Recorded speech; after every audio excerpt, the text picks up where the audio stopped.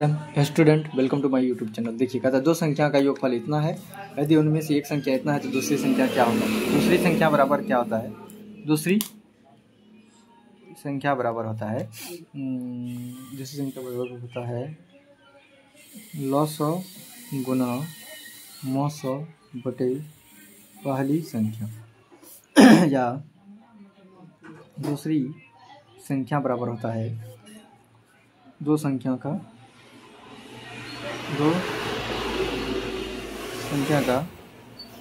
गुणनफल, गुणनफल बटे प्रथम पहली संख्या